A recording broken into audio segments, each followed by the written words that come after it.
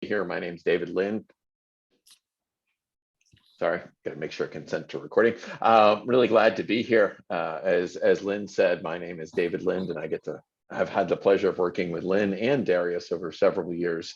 I've done a lot of work with evidence-based practices, especially supported employment, and I've probably been working on sort of helping places put supported employment in place, do training, evaluation, is it what it should be, ways to improve it, since about 2001, if that's possible. And so happy to be here, and I'm looking forward to this conversation with folks today. Darius? Thanks, Dave. This is Darius McKinney. I work for the State of Illinois Division of Mental Health. I'm actually the Statewide IPS Program Manager. I've been doing IPS since I was an employment specialist for 17 years now, when Illinois started in 2005, and David came to do some of our fidelity reviews on it. So I've had the pleasure of knowing him for a long time, and Lynn for a long time. It's a true pleasure to be here. People should be working. I mean, work helps people with their lives. Recovery helps me with my life and my recovery and everything around me. So I'm just honored to be here. Just thank you so much, Lynn, for having us. It's wonderful to have you. And David, if you could maybe just give us a very brief sort of history of where did this thing that we call supported employment come from, and why? Sure, Lynn. Yeah. Yeah, it's funny because people seem to think work is a new idea for people with mental illness, and I always find that entertaining because I think if you kind of go back and look at history, even to the large institutions back in the mid 1800s, most large institutions had several vocational programs in them, and they included things like farming, they include things like woodworking, candle making. One of the interesting things that was in a lot of them was broom making, which was a very big industry. So there's a lot of things that people have known for a long time, the folks with mental illness, and I don't mean to be pejorative about this, but they want to work, they can work, and they often make good employees. In fact, into the 1850s and 1860s, Dorothea Lynde Dix spent a lot of time campaigning against, there was actually auctioning of people with mental illness because they were such good laborers that in some communities and states, you could actually purchase them as indentured servants because they were so good at being good employees. Over the years, there's been different fits and starts with that.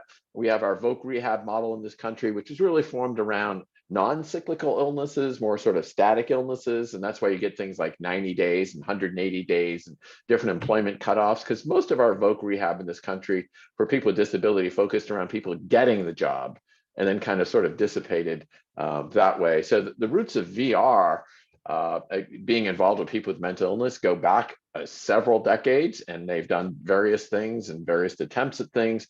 And what really changed a lot to think about supportive employment is actually the work of Paul Wayman at Virginia Commonwealth University, where he started using the term supported employment around folks with intellectual developmental disabilities.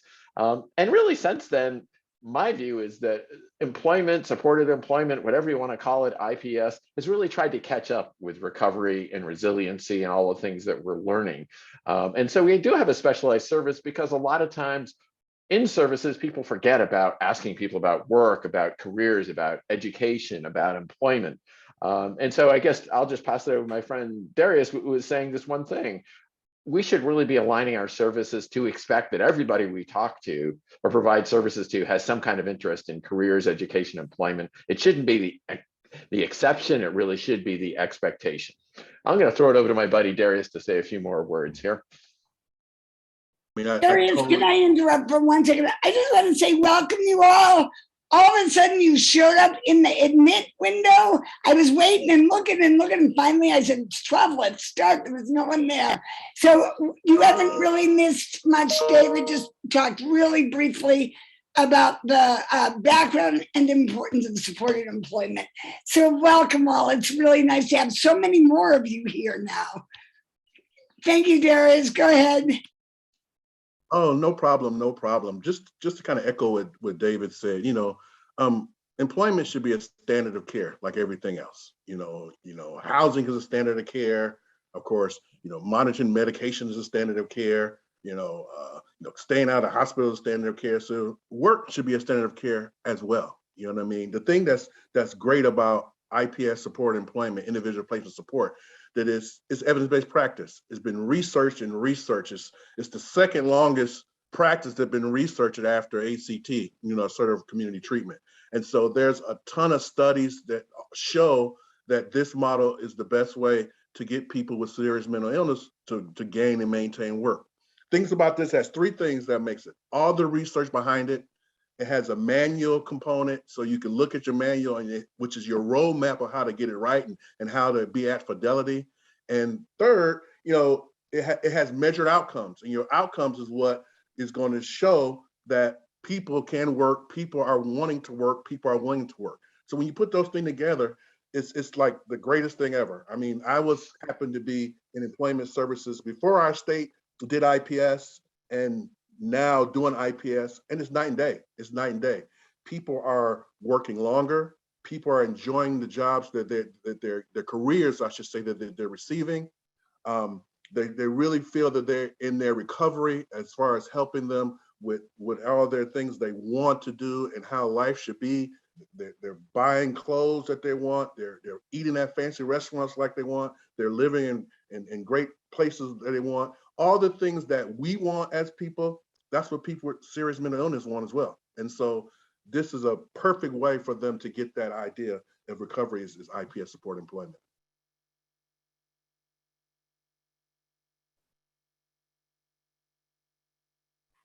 Sorry, here I am. Thank you guys for just sort of orienting us. This is the Ask Me Anything event, so please feel free to put any questions you may have in the chat. And I'm going to start with a question that actually came in advance. And it's a man was writing about his son. He said, my son, age 35, has been ill with schizophrenia since the age 20. He is stable on meds, but cannot land any job due to his cognitive deficits, i.e. negative symptoms. However, his best prospect for a job is in sports. What government entity can help him get a job in sports? Vocational rehab does not have any experience in sports to help out our mentally ill persons. And I'll turn that to either David or Darius, whoever would like to try to answer that for this gentleman. You can start, Dave. All right, thanks, Darius. So great question. And I think this comes down to questions that a lot of folks have. Like, I'm interested in work, but is the type of work that I'm interested in something I can get? And one of the key fundamental points of supported employment is that it should be person-centered, that it really should start with what people are interested in, skills, strengths, things that they might want to pursue. And so I think the question is well-intended. I would, however, say I wouldn't worry about what government agencies know or what VR knows. If I'm pursuing IPS, then I have an opportunity either as a provider or someone in services or a family members to pursue what somebody's interested in. I've seen people get jobs in sports situations in IPS services. I'll just tell you one really quickly that was a perfect fitting where nobody thought it would work. It happened to be a disabled veteran who had unfortunately lost his ability to walk. He was got around by use of a wheelchair. He wanted a job sports. His IPS person got him a job working at a golf course as an attendant. And, and most people wouldn't think about, oh, there's somebody with some challenges. So really supported employment should be about what you want to pursue, what's your interests, what's your strengths. And then I would encourage anybody as an individual, a provider, or a family member, go out there and find information about it, bring it back, pursue that just like the rest of us do. A lot of people don't realize you can get jobs doing what you're interested in or what intrigues you. It doesn't have to be just what's available or what VR or another entity knows. Thank you, David. Darius, yeah, go ahead. No, I was just going to say, just to echo with David, is, there are a ton of jobs out here that we have absolutely no clue about because we didn't go looking for them. And so, I encourage people, whatever their preferences are, that's what this model is all about. Have your employment specialist, which he or she or they will do. They will assist you in trying to find a job that you want to do. What we know is that if I like my job, I'm going to stay. If I don't like my job, I'm not going to stay. We know that, right? So you want to make sure that whatever that job search entails it's going to be something that that person wants to do. And it sounds like this person wants to do be in the sports industry and things like that. That employment specialist will go out there and find any type of jobs in the sporting industry that that person wants to be a part of. And it should be a good match. Excellent. Thank you. David or Darius, where do people find IPS or supported employment programs? Darius, I'll give you first. So it's really depending on your state. I say it that way because different states have IPS all over, their place. I know here in Illinois, we have like 37 community mental health centers who provide IPS, and they're scattered all around Illinois. So depending on what state you're in, I think there's like 28 or 29 states who are defined as IPS, a part of the IPS learning community. You'll be able to find some type of information or some kind of documentation on where it's available in your areas. What we know also that, and it doesn't depend on what kind of area, there's big cities, villages, real rural areas. IPS works everywhere in any environment. So hopefully whether your state has it, you'll be able to find it. It's just a state by state thing. Excellent. Thank you. I'm going to actually put the questions in the chat while I read them, just so everybody can better see what the questions are and not just listen to me chat about them. So this next question is about self-employment and how do IPS programs handle self-employment? Is self-employment an option within the IPS model? And if so, how do you sort of handle that? Darius, or do you care? You can go first. All right, I'll flip you first. All right, I got heads. I'll take it first. All right, so I think any type of integrated competitive employment should be part of what IPS is thinking about. And so self-employment should be a type that people can help folks with. I guess I would just say two things about self-employment. I think a lot of people think people have a lot of challenges, so let's get them into self-employment. I'm self-employed. I'm a consultant. I work for myself. It takes a lot of things to be self-employed. It takes structure, it takes discipline, it takes being able to separate yourself in another environment, it takes sometimes being able to work without colleagues that are present. So while it is a great option and should be pursued by folks with mental illness as much as they want to, they shouldn't be directed to it as a need, because we can support people not only in getting employment, but in the connections and other things they might want to overcome or struggle through with colleagues in a workplace. So I think it should be as much of an option as getting a job working at a supermarket, as getting a job as an accountant, as getting a job as a social worker. Anything to add, Darius? I mean, I agree. I mean, normally, well, in my experience with self-employment, of course, it's a part of the model, but they said there's certain steps a person has to take. So, I don't all of a sudden become a barber and okay, I got to open up my own shop. There's a step process for that. And probably during that step process, I'm going to have to work for somebody else to learn the ins and outs of that A, business, B, what I do and what the job tasks are and things like that. And so while self-employment may be the absolute final step up for that person, I pretty much guarantee you there's steps in between that they're probably going to have to end up working for somebody else or training with somebody else. And of course, supported employment can help with that. Excellent. Thank you both. We're getting into a couple questions that are sort of on fidelity. And so just to orient folks, that's sort of the rules of how the models are put together. I'm putting up one that's sort of, there's other questions very similar. So I think this one kind of encapsulates them all. And that is, how do you manage people when you're going over the amount of people that you're supposed to have per fidelity? Like you have a caseload of 20 people, but you got 30 people knocking on your door. Any creative tips that you guys have come up with to sort of manage more need than capacity at the moment?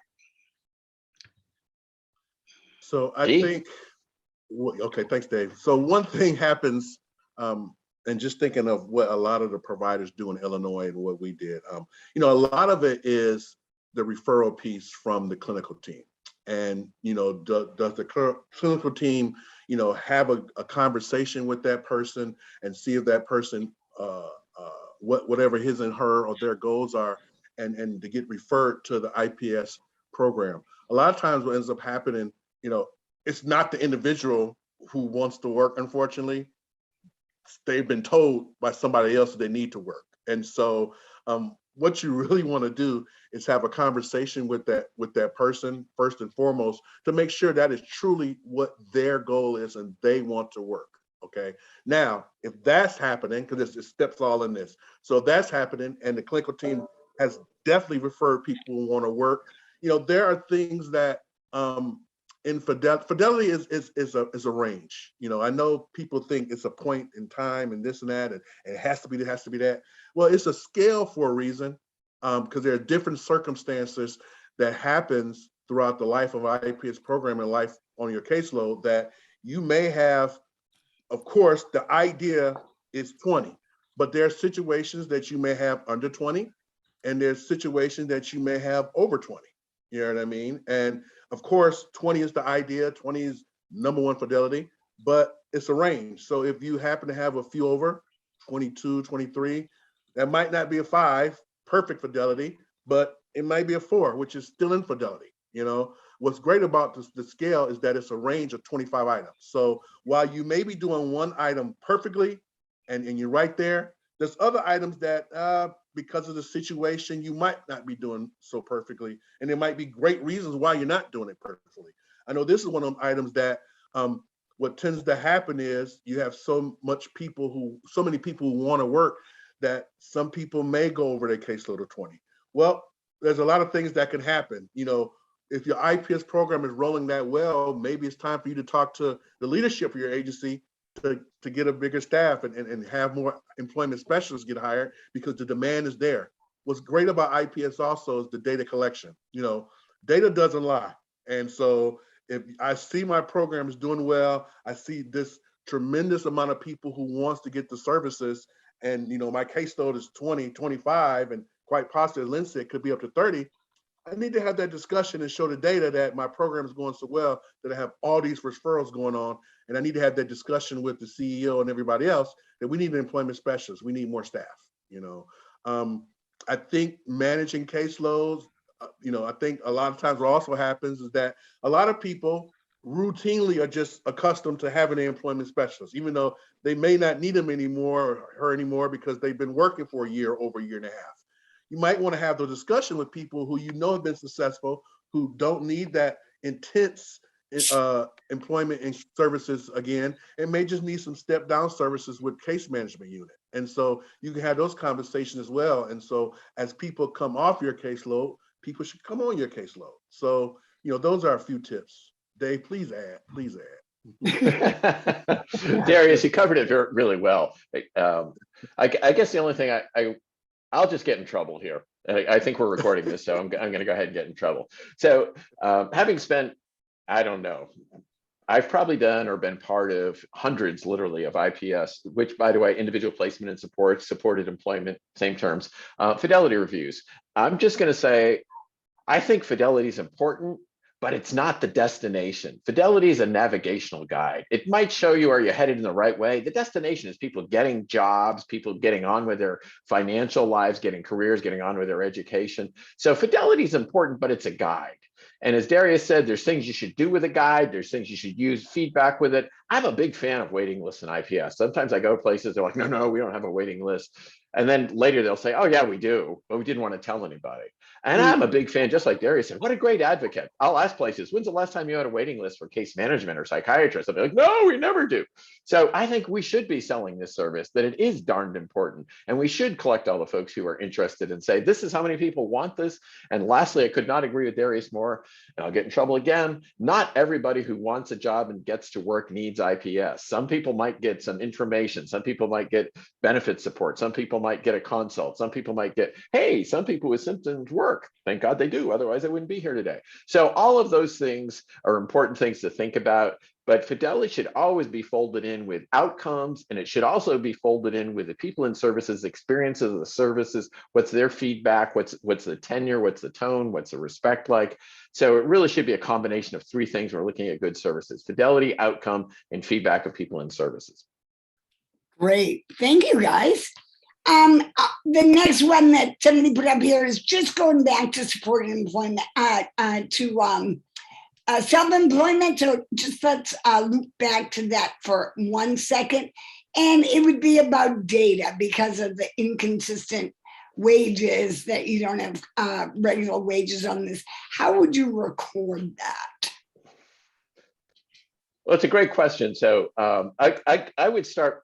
First thing I would start with is it's always interesting and a little confusing in our language. We're looking for integrated competitive employment. The competitive nature is actually not competitive on the wage, which is often confusing to people. It's actually competitive on getting to the job. Is it a competitive job? Do people compete for the job? Meaning, therefore, it is an open, not set aside job.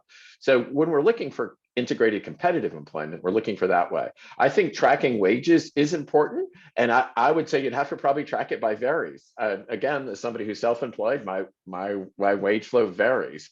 Again, I would be looking at, is this working for the person? Does it fit with the person? How do we sort of make sure that the person is getting what they want out of this employment situation? But I would not be overly concerned with, do I have the precise, accurate wage number, to be honest with you. Darius? Yeah, I agree. The most important factor is, does that person love or like his job? And if he loves and likes his job, that's the data I want. I want the data that shows that this is a job that I wanted, that we searched for, that was in my career profile, and how many days have I stayed here? Those are the more important, to me, the more important data elements is work gratification and those type of data elements, because that's will let you know, hey, are we placing people in places that they want to work, that they choose they're working, or even though they say they want to work in these places, it's not working out. Right. All those are great data facts right there that people should be looking at. Yep. Excellent. Let's shift a little bit, because there's a number of questions here and that came in before about how do we work when folks also have prison histories, in terms of job search, in terms of disclosure, all of that, what sort of the role that having that bad quarry can play in the process. So how do you navigate sort of the barriers with that? How do you build resumes when people have been maybe in prison for a while? Darius, do you want to start? Yeah, I'll start. I think the most important thing with working with people with criminal backgrounds is that, A, they want to work. And so they should be on my case like everybody else. That's first and foremost. I think there's a combination of things that should happen. I think first and foremost, you should be able to have that person, A, know exactly what they did and exactly what that crime or whatever you want to call it, what they did and what their criminal history looks like. And then, was there a reason for it? Because there's three things that employers hire people for, right?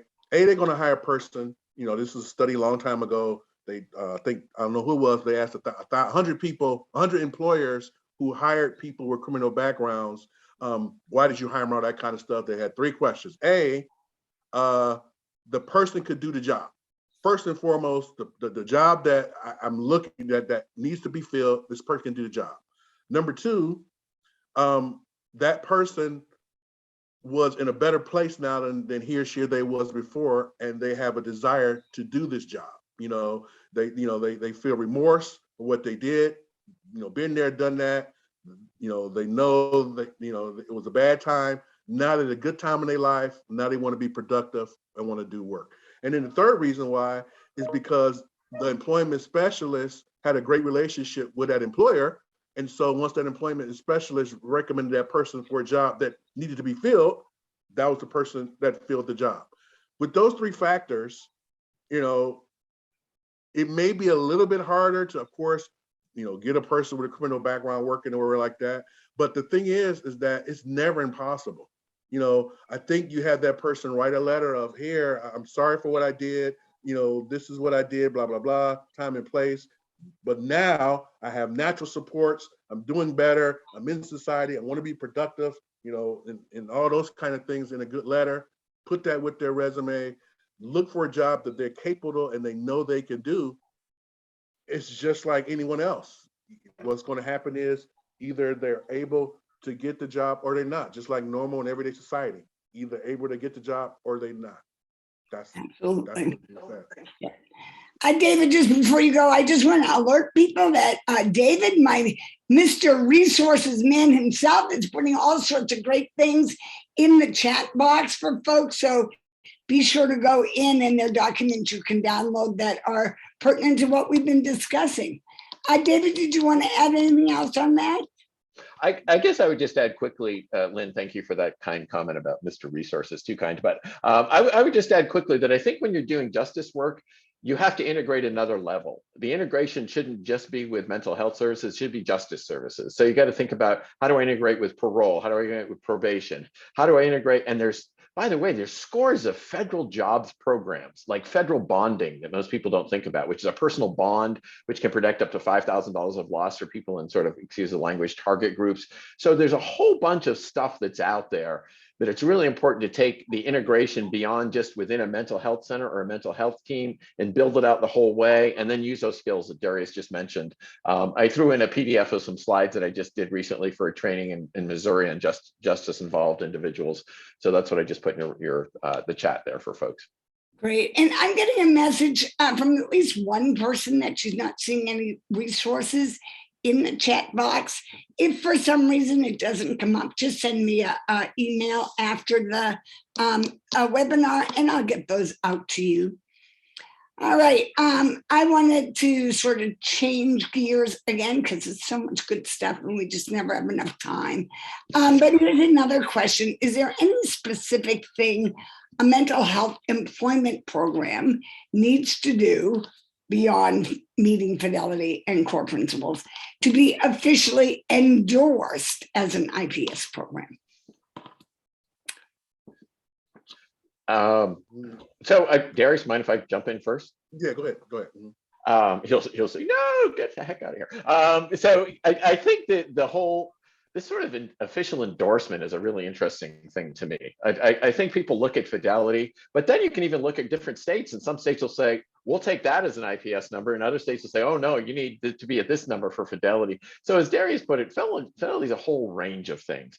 I don't know anything that actually gets endorsement beyond that. I always look for, is endorsement what the state is comfortable with? What does the state put in their quality plan? What is the state using Medicaid dollars? What is the state using general fund dollars for? And what are their requirements around that? But there's not a national certification, let's say, that I know of. There is the IPS learning community that started out at Dartmouth and moved to a few different places. And I think they're at Columbia now, Darius. I don't remember exactly. Columbia University. That is a community, but it's not a credentialing agency. I guess I'd say it that way. Yeah, I don't think endorsement might be the wrong term, and I know each state does their own thing. So if we got 50 states, then all 50 is doing IPS the same, but what they call credential and all that kind of stuff, IPS, they're all different. Now, what I will say is that the fidelity scale will let you know if you're an exemplary program, a good program, or you're a fair fidelity program. But the bottom line is anything as far as the fidelity scale, if you're 74 or over, you are an IPS program. Of course, there's room for improvement. The more points you get, the better your program will be, and the more your outcomes will show, of course. But I don't think it's an endorsement thing. You just want to make sure if you have a fidelity review, and hopefully you get over 74, then you're an IPS program. So great, thank you. This is another shifting gears again a little bit. My program is a ticket to work program and seeks to move individuals off of benefits eventually. While I know this is not the criteria of IPS, can ticket to work be compatible with an IPS model? one of the major things about IPS and one of its principles in IPS is benefit planning, because we know if a person thinks benefits being cut is the number one reason why people don't want to work. People are afraid to get their benefits cut, right? So Ticket to Work in a way kind of fits, I'd say fit in that realm. It might not be exactly the same, but it fits into that realm for the simple reason that, that person has to have, in order to have a ticket to work, that person probably has some type of benefits, SSI, SSDI, or something like that. And so what you definitely want to do is you want to make sure, unless somebody's on this call is an actual benefit planner who got their, information, got their certification from Virginia Commonwealth, no one is a benefit planner, right? None of us are experts in benefit planning. So the place you have to go to is your local, WIPA approved benefit planner to give that person some wise information. So when I look at Ticket to Work, I look at it the same thing. If that person wants to use their ticket, they should be able to use their ticket and give it to, whether it's a VR or whether it's an agency who's going to have IPS. That's, from my understanding, because it's been a long time since Illinois has used tickets, that's how the Ticket to Work, works. Illinois works as if, hey, I'm giving it to VR, I want to work. So VR says, okay, let me refer you to an IPS program in your area.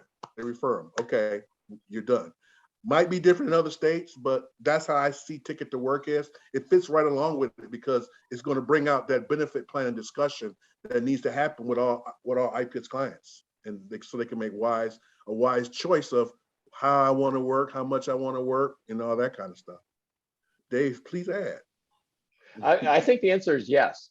It can be, Michael, the answer to your question is yes, it can be very compatible with an IPS program. One of the things that I love is when IPS programs are aiming for financial sufficiency, financial independence.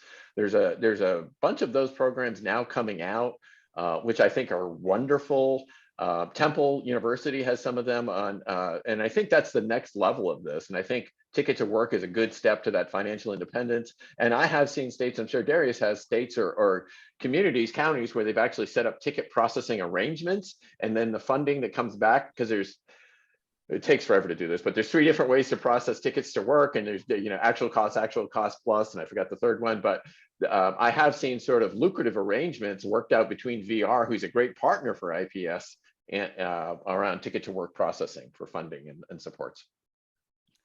I'm just going to stick my nose in. I know I'm not supposed to. I've been really good, but I'm going to stick it in for 1 second because this is my area. Mm-hmm.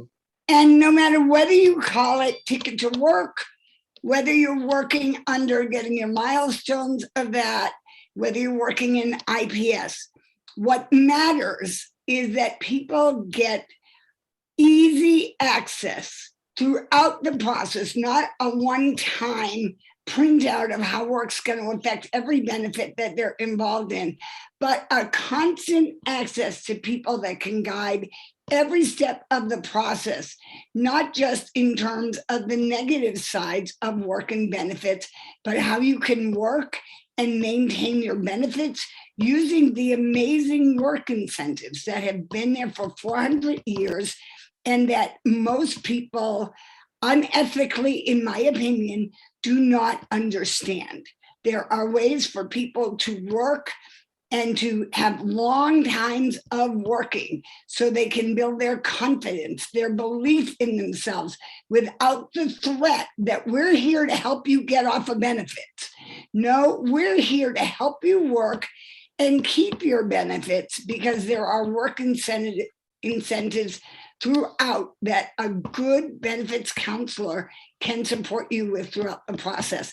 Lacking that, we miss the whole point of all of the other stuff. We really have to have that. Okay, that's my short blip. You want more info on that, you can see me or we'll do another AMA on that. Okay, moving along. There's a long one here. I'm going to try to summarize it without going through it all. Basically, someone is struggling with some of their own experiences in a work site. Well, can I summarize this easily? I'm just going to read it. Let's make it easy. I work closely with client clinical teams. However, we're stuck on a particular case. I have a client who struggles with delusions and unusual experiences involving a person on the job site. These are not experiences shared by others. Otherwise, they love their job and are a valued employee. I'm struggling with understanding how to better support them to get through these experiences. I'm not sure the therapist understands how to move forward through this in an employment capacity either. Any thoughts on this or thoughts on who I might reach out to for more support directly relating to maintaining employment despite these experiences? Thanks, Lynn. If it's okay, Darius, I'll just start out and turn it over to you. So this does a couple things for me. One, I really appreciate that when I read this question, it makes me think about people with lived experience. And I apologize that it took me this long to say that. Lynn, you can kick me later. You're good. One of the things we should be thinking about with employment services is what is the role of people with lived experiences? And that can be a whole gamut of, I went to work, I dealt with some of the financial questions that Lynn was talking about, or benefits, I figure out ways to manage my medications, I figure out ways to manage crap at work that I find unpleasant, whatever. There's a whole bunch of things. So part of that might include somebody who actually has worked with WRAP, Wellness Recovery Action Planning. There's also a WRAP for Work, which is a spinoff of the WRAP. So those kinds of strategies for dealing with sort of confusing, unpleasant, distracting things can be really useful in this kind of a format. The other thing that I would mention is something called Illness Management and Recovery, IMR, which is another EVP because it's a TLA, three-letter acronym. But Illness Management and Recovery also has a component in it. One of the modules is about dealing with persistent symptoms. Those of you who know mental illness well know that delusions are often by definitions persistent, but it also has some advanced ways for it's sort of CBT for psychosis, looking at checking things, et cetera. And the last part I would just try to stress with this really quickly is I think one of the things that we don't do a good enough job in is daring to let down some of the veil around our own. Darius mentioned work plays a role for all of us. It plays a role in keeping all of us healthy. And I think one of the things we do, we get caught up in this little technical box called coping skills. When I go to work or other stuff, I love to call it dealing with unpleasant stuff. I say something else usually that I don't like. And that way it doesn't have to be, what is this formal coping skill that you use? It could be, I stop thinking about this when I pop in my headphones at work. I stop thinking about this when I chew gum. I stop thinking about this when I get to go outdoors and get 5 minutes. And so a lot of times I think one of the things, and I don't mean to oversell this or simplify it, we don't have to look for curing it. We have to work with people to, how do you manage this in the workplace? Part of recovery is moving on in the presence of symptoms. We all want to see them eradicated, but lots of us manage crap so we can go to work every day. And the more that we made that a universal conversation, I think the easier it is to get to some of this stuff. But some of these technical things you might find in IMR and coping with persistent symptoms. Darius? I think you hit it right on the head. One thing I would also just add to it is that, some of the best people in the world, and this was told to me by a person with lived experience, some of the best people in the world that somehow got not included in my discussion is my mother, okay? And to say, what I'm just adding is that, we need to make sure we use all avenues and all people experience as far as a care team of people, of how a person deals with and copes with their illnesses and things like that. And some good, very good people who have probably dealt with this person, his illness, their whole life and have some great coping skill information you can use is probably mom, pop, sister, brother, and other family members and other people who's been around this person for a long time. So I think we should, we should always expand our area of where we get information from and with ideas about how we can help a person cope with some of their illnesses. Thank you. And thank you, David, for bringing up lived experience. Just to add, some states do have peer supporters on the IPS team. North Carolina specifically has a role now put into their IPS team of an employment peer mentor. So all teams have that person with lived experience right on the team. All right, I wanted to scroll back to a question that I missed before. I just found, I knew I had missed something. He re-put it. Thank you. I was looking for Angela. She helps recent college grads, and she wants to know if you guys have any tips on salary negotiations. Not sure if that's something you have run into, but any ideas you have? Well, salaries in Illinois, I better let David start first. I think this is always a tough one. I think, to be honest with you, sometimes there's some things we should look at IPS as a specialized model, and sometimes we shouldn't. And I think in salary negotiations, we shouldn't. I think if we're supporting people in salary negotiations, we want to do what the rest of us would do. We benchmark as much as we can. So if I'm going in to negotiate a salary, what can I find out? Can I use, while I don't like job searching with Indeed, it will tell me a whole bunch of salary ranges in a place and where I can find it, and other things like Monster have that. So if it's in a salary negotiation, I'm helping somebody with that technical part. I would help them by doing what most of us do, which is benchmarking around salary. I wouldn't move anything out of it for having a mental illness, but I would make sure I was focused on skills, experience, traits, abilities, and what I or that person brings to the job in the negotiation process. But I don't think there's any way or need to change that in any other way.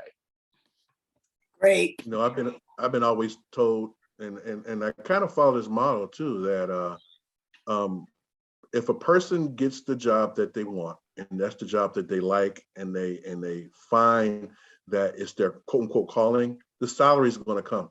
It might not start off that way, but eventually it's going to come, and eventually people are going to realize that you're the quote unquote expert of that field of that job. Especially college graduate, whatever, and it'll come. And so, like they said, I would focus, just like everything else, maybe not focus so much on the salary, but just focus on the job satisfaction piece itself, and then everything else will show. Great. I just want to give people a 15-minute notice. We're down to the last 15 minutes. So I'm trying to make sure we get to all the questions. So how do I support participants who have a strong desire to work, but find it challenging to either find a job, placement, or keep employment due to their disability? Wow. So there's a whole bunch of things you can go with that. I think the first thing I would do, and I might get in trouble here, the first thing I would do, and I've seen some states struggle with this, I would first disconnect people's motivation from work from how regularly people attend treatment or seek treatment or do. A lot of people see that as a good indication for work. Just as a reminder, most people don't get paid to go to treatment. A lot of people get paid to go to work. There's huge different extrinsic motivation factors there. So I think the other thing I would say is think about people with lived experience. Again, if you have people who can tell their story about, I didn't think I could do this, da, da, da, da. The other thing, even if you don't have formal with people with lived experience, create those stories. Get people telling their stories. Circulate stories in your agency, your team, wherever people are referred, wherever people naturally gather. Have 5 or 6 people talk about their experience with getting back to work. Some places actually record things now and put little blurbs on video where you can see it on an intra-agency closed-in internet with permission. But there's so many things you can do about those positive stories about people overcoming similar challenges really help people. And then the other thing I would just suggest is we can just change, and excuse the horrible technical term for this, treatment targets and services to fit with work. So a lot of times I've tried to work with other providers saying, how can you help people who go to work? And they tell me I don't know how. And I get so frustrated. And then I realize what I need to do is ask them, what do you do? And then let me help you connect this with how it could help somebody with work. So I help people feel less depressed so they can concentrate better. There's something we could work with. So I think if you can identify those things, and the other piece I would just say, and we could talk about this for probably 20 minutes, start thinking about those challenges when you start to get to know people, not the day after they get the job or the night before they get hired, and start thinking about how can we bring in, like Darius said, how can we bring in the village, the team, the family, the community, the tribe, the New England Patriots, how can we bring in people to sort of help out with this effort? And what are all those resources that we might enlist with that? That's great. Love it. So a little switch of topic again, tips on how to approach job development when many businesses are still getting back on their feet from COVID and limited direct contact. Go for that. Oh, I got this one. Oh, I got this.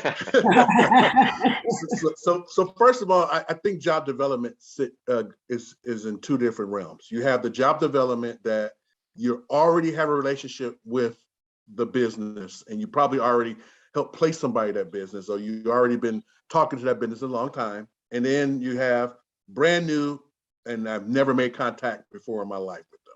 So with the people that you've already made contacts, you've already talked to, you've already job developed, you might even have people already there. It's from the Illinois point of view, you've already made contacts with people. So depending on what your agency and what your COVID standards and health things are, you can probably already still make connections with them face to face, because you already have a relationship with them. Maybe not as much, but you still face to face. You can do stuff virtually, phone calls, stuff like that. I think the issues are when you're trying to approach people brand new and you're talking to businesses and job development places that you've never been to before in your life, right? Well, the first thing you probably want to do, what I've seen agencies in Illinois do, is first they make phone calls now. And again, I know it goes a little bit against fidelity, but you want to have a connection point and let people know what would be the reason why we'll come in and want to see you personally in the first place. So whether that's making a phone call, whether that's, some people using telehealth now, and they're using telehealth to actually connect with businesses, or, virtual platforms like that to talk to businesses and try to get in. I think you have to, with new businesses, put your foot in the door. Once you're putting your foot in your door, then again, depending on what the protocol your own agency and your state standards are, you can try to make a face-to-face visit. Again, you want to make sure that all the protocols that businesses take care of and you take care of. So when you do make that face-to-face visit, they can see that you're being productive, and they can see that you're about business and that you quote unquote are very professional at what you do. That is going to go a long way with you developing this relationship with that business, showing that you're professional and that you're really trying to dig for their needs and their wants as far as what they need for their star employee. So it has been a little bit challenging during COVID, and a lot of the face-to-face has not been as much. But again, there still have been face-to-face. And I guess more importantly, with new employers, you want to get your foot in the door. So whatever you can do to get your foot in the door, and then try to maybe get some face-to-face, whether it's virtually, or phone calls, or, face-to-face visit, I think you can do that. And I completely agree with Darius. I would just add in the sort of struggling COVID economic, whatever funky world we're in today, that there's great opportunity. And I hate to sound bad about that, but one of the documents that I attached was employment for PWD, which is people with disabilities. And it actually indicates that the employment rate differential rate for people with disabilities, the unemployment rate actually went down last year during COVID. And the two things that I think, if you're doing this good work, you're paying attention to one thing. There's a big migration from the labor force, and then there's a big migration from specific jobs. And I'm not saying we should put anybody in harm's way, but there's new opportunities in a struggling economy. I worked with some agencies shortly after 9/11 in New York City, who actually were getting people jobs because there was opportunity in it. I worked with some agencies in Detroit when the unemployment rate around Wayne County in Detroit was 26%, and they were getting people jobs because they knew how to approach it.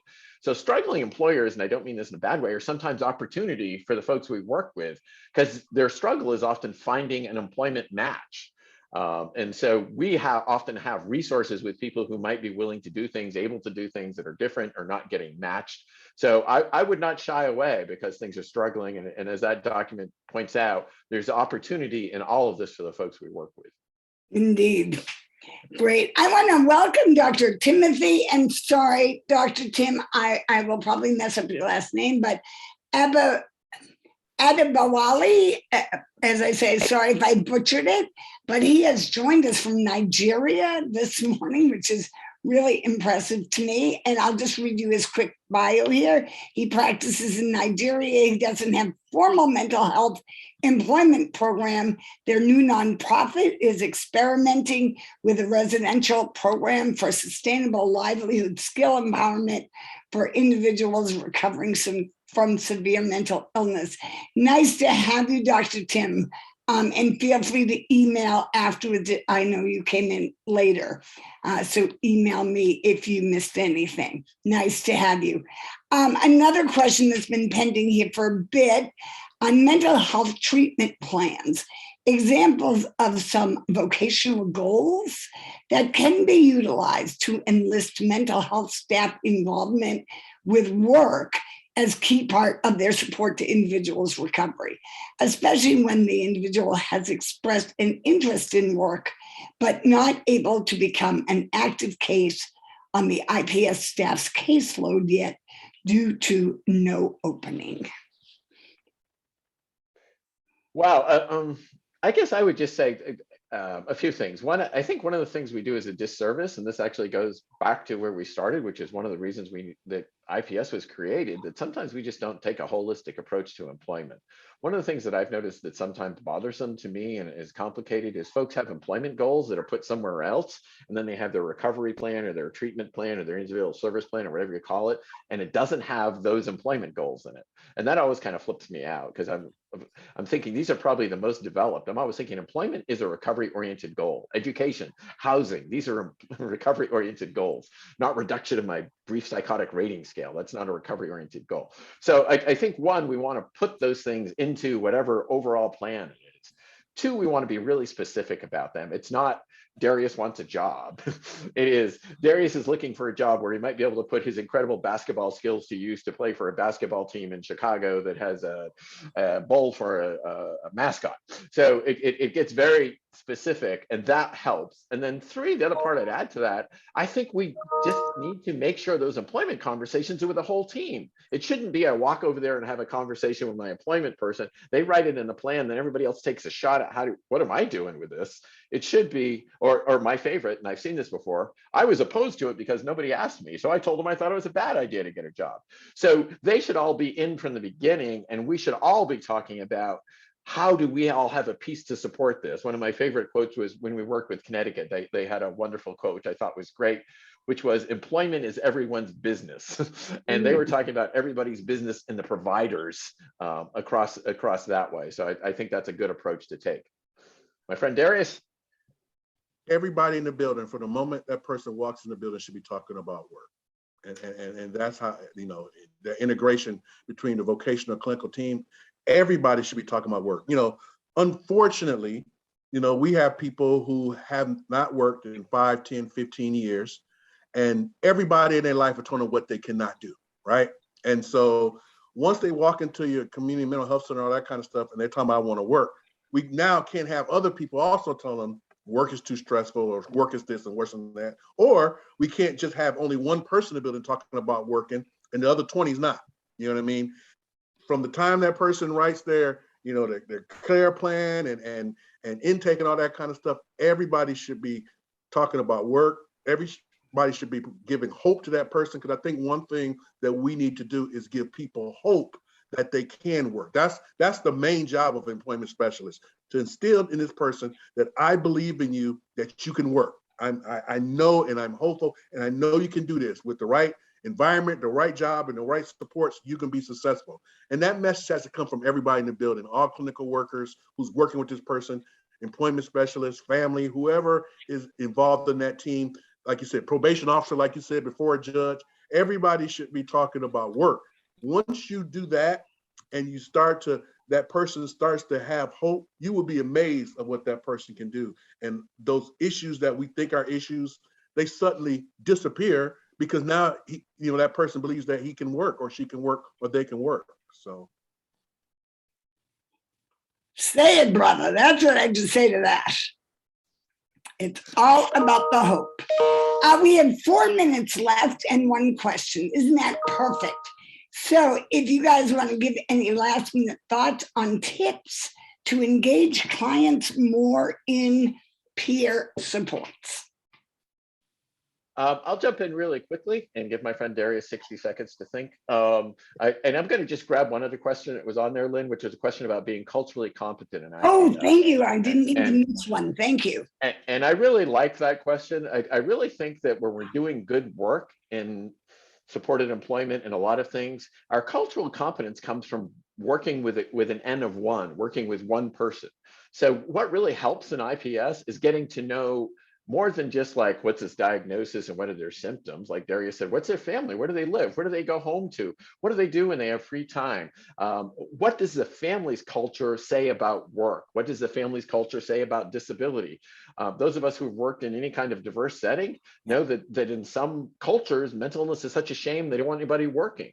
And others, it's like, just go to work, so there's a huge variety of that. So I think you always want to be sensitive, not only to the person, but culturally sensitive about what work and employment and income and all those other things might mean to a family. I think that's an important part to add to that. So Lynn, I was so excited about grabbing that question. I totally forgot the other question. But I'm so glad you caught that one, because I think we've talked a little bit about connecting people to peer supports earlier. So Darius, I'm going to give you 1.5 minutes to also chime in on providing culturally sensitive IPS services. I mean, all aspects of that is just so important. You want to make sure that person, you have that relationship with that person, that they feel comfortable with you, and you have to do that culturally. The first thing you should say, you might not understand other people's culture, and you might be asking, please teach me about some things in your culture that's good for me to know, for me to understand, and for us to do this journey together and trying to help you find employment. That's how you get people comfortable and to open up. When people starts to trust you, then that's when the engagement piece works its best. And being culturally competent and trying to understand where that person been, where is he from, where is she from, what things that's in their environment every day that might not be in your environment every day. You got to get to know all that to be successful. So yes, that's very important, very important. Indeed, probably one of the most important. I want to say thank you both so much. There's just never enough time, and I feel like we've just scratched the surface. And there's so much more we could do. So maybe we'll do another one. But I want to thank you for bringing all your great knowledge and experience to the table, getting through so many great questions. I want to thank everybody who joined and was part of this today. After we're done, I'm going to send you all out a link for just a survey, if you'd be kind enough to do that. And I will send you the link to this recording. So if you want to listen again or pass it on to your colleagues who couldn't make it, please feel free to do that as well. I hope you all have a lovely and pleasant Monday and a pleasant week. Take care. Bye-bye.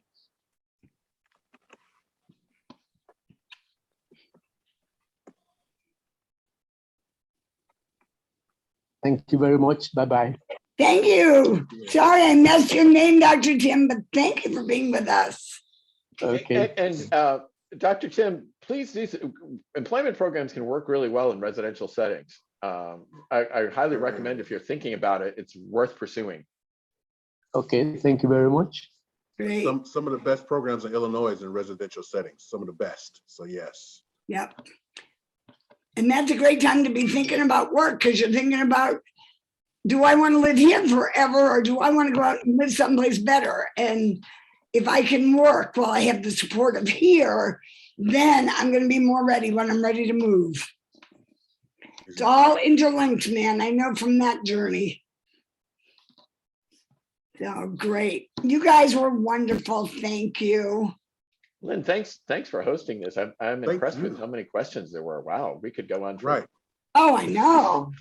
Great So many questions. good ones. Yep, and I tried to stay out of it. I did that almost successfully for most of it. You were Lynn, perfect. Not my strong point.